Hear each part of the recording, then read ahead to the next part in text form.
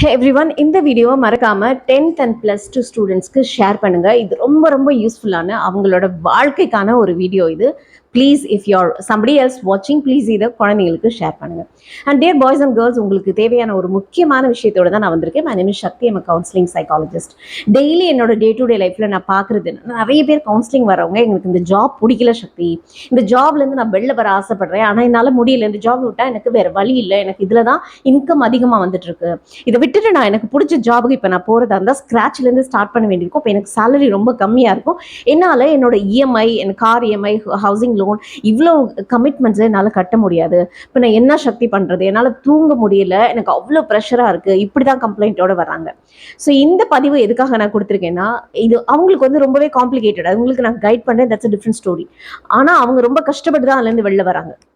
But உங்களுக்கு fresher, நீங்கள் suppose நீங்கள் உங்களோட ஜாபை சூஸ் பண்ணுறதுக்கு முன்னாடி, உங்களோட கரியரை சூஸ் பண்ணுறதுக்கு முன்னாடி எந்த கோர்ஸ்லையும் ஜாயின் பண்ணாதீங்க.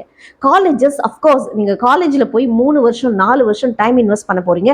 உங்கள் பேரண்ட்ஸ் லட்சக்கணக்கான பணத்தை செலவு பண்ண போகிறாங்க.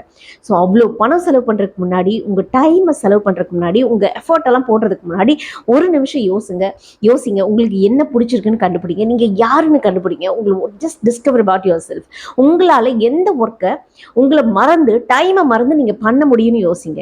ஏன்னா இன்னைக்கு ஆர்கனைசேஷன்ஸ் எப்படி இருக்குன்னா, இட் டசன்ட் மேட்டர் நீங்கள் எந்த காலேஜ்லேருந்து வந்திருக்கீங்க, என்ன பேனர்லேருந்து வந்திருக்கீங்க, what kind of degree you have, it doesn't matter.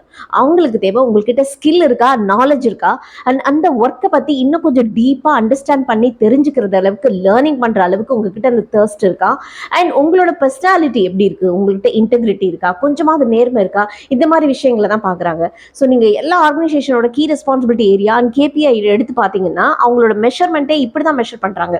இப்போ ஒரு காலத்தில் வந்து எப்படி ஆர்கனைசேஷன் மெஷர் பண்ணுவாங்க அப்படின்னா, ஒருத்தரோட ஒர்க்கை வந்து சப்போஸ் 65%, 70% அவர் ஒர்க்கை முடிச்சிருக்காருன்னு வச்சுக்கோங்களேன், அவரோட கீ ரெஸ்பான்சிபிலிட்டி ஏரியாவில் அவங்க வந்து 70% போட்டு அதுக்கேற்ற மாதிரி அவங்க சேலரி ஹைக்கோ இல்லை என்ன பண்ணணுமோ அதை செய்வாங்க. ஆனால் இந்த காலத்தில் எப்படி பண்ணுறாங்க தெரியுமா, 70% நீங்கள் அச்சீவ் பண்ணியிருக்கீங்க உங்கள் டார்கெட்னா, மீதி இருக்க 30% இருக்கு இல்லையா, அதை வந்து -13 போட்டு -30% உங்களை வச்சிடறாங்க. ஸோ நீங்கள் 0 ரீச் பண்ணுற வரைக்கும் நார்மலே இல்லை, நீங்கள் -30. ஸோ உங்களுக்கு ஒரு 4 வீக்ஸ் வார்னிங் கொடுப்பாங்க, 5th வீக்கு உங்களை அனுப்பிச்சி விட்ருவாங்க. ஸோ இதுதான் நடக்குது இன்னைக்கு organisation. So students, wake up.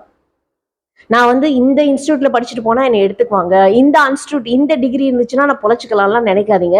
உங்களோட சுயமான ஸ்கில் அண்ட் நாலேஜ், இன்ட்ரெஸ்ட் இருந்தால் மட்டும்தான் இன்னைக்கு ஆர்கனைசேஷனில் க்ரோ ஆக முடியும். ஸோ உங்களுக்கு அப்படி எது பிடிச்சிருக்குன்னு பார்த்து கண்டுபிடிச்சி அந்த ஜாபை சூஸ் பண்ணுங்கள். அது எந்த ஜாபாக இருந்தாலும் நீங்கள் ஜெயிக்க முடியும், அது மட்டும் ஞாபகம் வச்சுக்கோங்க.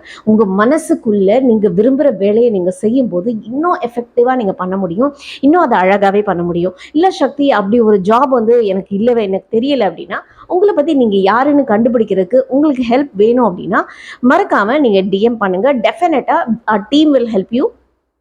நானும் என்னால் முடிஞ்ச வரைக்கும் உங்களுக்கு ஹெல்ப் பண்ணுறேன். With that note, this is Sakthi signing off. Thank you so much.